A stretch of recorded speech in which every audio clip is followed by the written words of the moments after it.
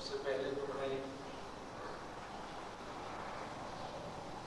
دنیا کا کوئی بھی سفر ہو انسان اپنی مرضی سے کرتا ہے، اس میں اللہ کی مرضی شامل ہے، لیکن حج کا ایک سفر ایسا ہے کہ جس میں بندے کی اپنی مرضی کوئی نہیں ہوتی، اس میں صرف اللہ کی مرضی شامل ہے۔ بس انسان کوشش کرے، جب انسان اللہ کی مرضی سے سفر کرتا ہے حج کا، تو پھر حج کے سارے کام بھی انسان کو اللہ کی مرضی سے کرنے پڑتے ہیں۔ اللہ کیا چاہتے ہیں؟ اللہ کی مرضی کے مطابق انسان اگر وہ کام کرتا ہے تو پھر اس عبادت کو حج کہا جاتا ہے۔ جو ساتھی ہمارے یہاں پڑھنے آتے ہیں وہ یاد ہوگا کہ میں نے گزشتہ جمعہ کیا تھا کہ حج کا معنی کیا ہے؟ خاص کسی چیز کا ارادہ کرنا۔ انسان اس سفر کا جو ارادہ کرتا ہے جس کو ہم حج کا سفر کہتے ہیں، وہ چونکہ ایک خاص عبادت اور ایک طریقے کے لیے سفر کرتا ہے کہ میں نے یہ کرنا ہے، اور اس میں اللہ کی مرضی ڈھونڈتا ہے، اس میں اللہ کے رسول صلی اللہ علیہ وسلم کی سنت کو ڈھونڈتا ہے، اس لیے اس سفر کو حج کا نام دے دیا گیا اور اس کو عبادت قرار دیا گیا۔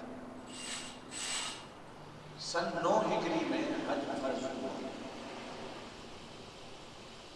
جس کا مطلب یہ ہے کہ آپ صلی اللہ علیہ وسلم کو مدینے گئے ہوئے 9واں سال تھا۔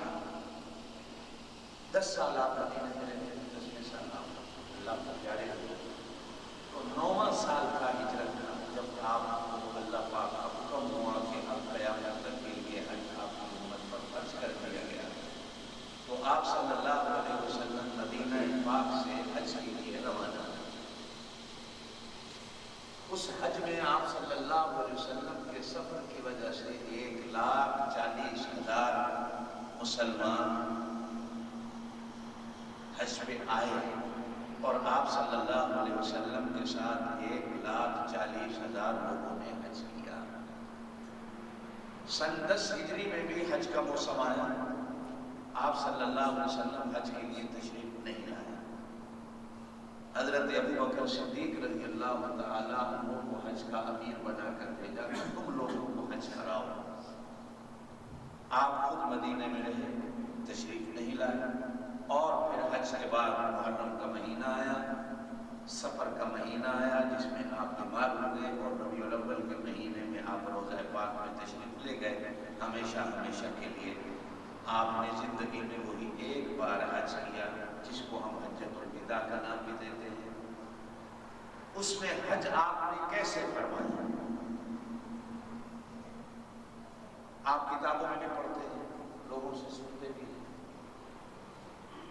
حج جب تک آپ کسی عالم کے ساتھ نہ کریں، یا آپ نے اللہ کے رسول کے طریقے کو نہیں پڑھا کہ آپ نے حج کیسے فرمایا، اور پڑھنے میں بھی جب تک آپ نے اس کو اچھی طرح یاد نہیں کیا، تو یاد رکھو زندگی میں بندہ 1-8 بار حج کا سفر کرتا ہے، اور وہ بھی اگر شریعت کے مطابق نہ ہو، سنت کے مطابق نہ ہو، تو سفر انسان کا بیکار چلتا ہے۔ اس لیے کوشش کرنی ہے کہ اللہ کے رسول صلی اللہ علیہ وسلم نے حج کیسے فرمایا۔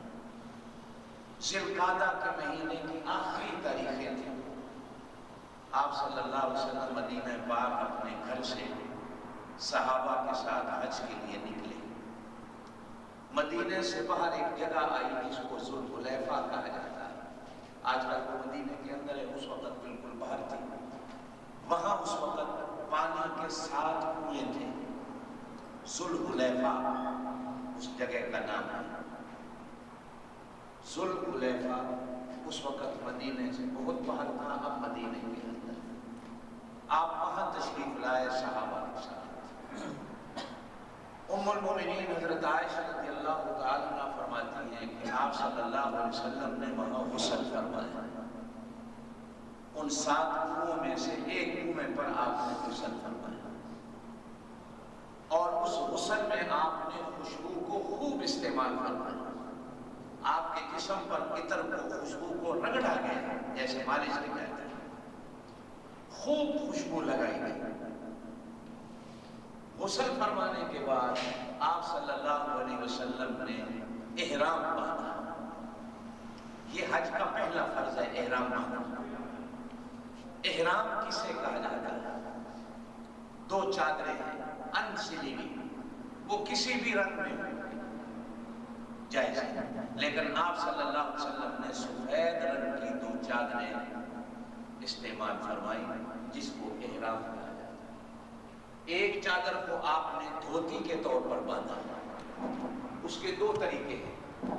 कुछ लोग धोती को इस तरह, हमारे यहाँ देहातों में इस तरह भी बांधते कि ये धोती हो गई, इस तरह भी बांधी जा सकती।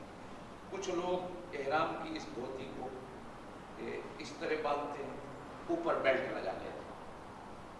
जिस तरह किसी को आसान हो, अपने जिस्म के मुताबिक। कोई 3.25 गज की धोती बांधता है लंबा आदमी, कोई 2.5 गज की धोती बांधता है, कोई 2.25 गज की धोती बांधता है। जितना किसी का जिस्म हो उतनी इंसान दो चादरें ले ले, सफेद रंग की, सिली हुई न हो।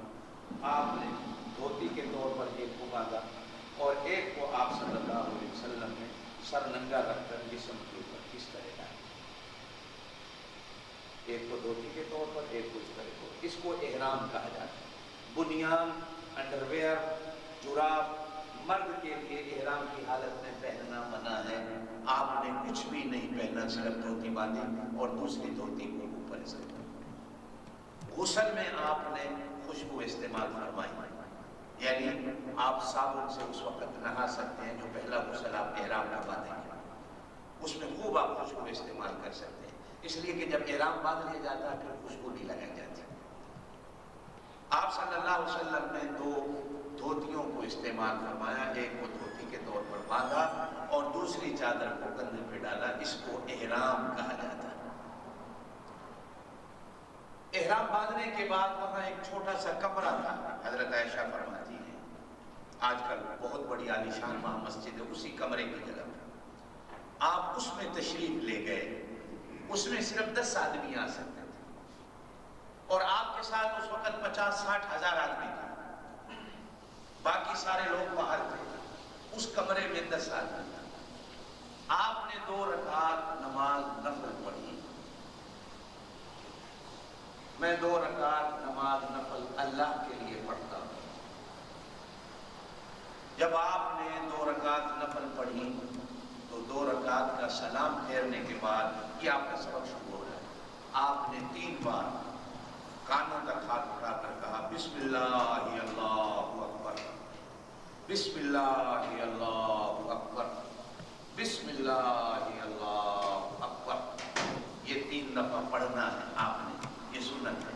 जो पहले बिस्मिल्लाह अल्लाहु अकबर, कानों तक हाथ उठाकर नीचे छोड़ दिया, फिर कहा बिस्मिल्लाह अल्लाहु अकबर, फिर कहा बिस्मिल्लाह अल्लाहु अकबर, फिर आपने चौथा कलमा पढ़ा, ला इलाहा इल्लल्लाह वहदहु ला शरीका लह, लहुल मुल्कु व लहुल हम्द, युहयी व युमीत व हुवा हय्युल ला यमूत, बियदिहिल खैर व हुवा अला कुल्लि शैइन कदीर। इसको चौथा कलमा कहा जाता है। आपने जोर से चौथा कलमा पढ़ा। उसके बाद आप सल्लल्लाहु अलैहि वसल्लम ने दरूद पाक पढ़ा जो हम नमाज में पढ़ते हैं। अल्लाहुम्मा सल्ली अला मुहम्मद व अला आलि मुहम्मद, एक बार पढ़ा। आप भी एक बार पढ़े। उसके बाद आप सल्लल्लाहु अलैहि वसल्लम ने जोर से 3 बार कहा, लब्बैक अल्लाहुम्मा लब्बैक, लब्बैक ला शरीका लक लब्बैक, इन्नल हम्द वन निअमत लक वल मुल्क ला शरीका लक। हज के दिनों में इससे बड़ी इबादत अल्लाह को और ज्यादा मकबूल कोई नहीं होती जितनी ये लब्बैक। ये सारे हाजियों ने याद करना है। सारे साथी पढ़ लें, लब्बैक अल्लाहुम्मा लब्बैक, लब्बैक ला शरीका लक लब्बैक, इन्नल हम्द वन निअमत लक वल मुल्क ला शरीका लक। आप सल्लल्लाहु अलैहि वसल्लम ये पढ़ते हुए कमरे से बाहर आए। फिर आपने उस कमरे के दरवाजे पर फिर पढ़ा, लब्बैक अल्लाहुम्मा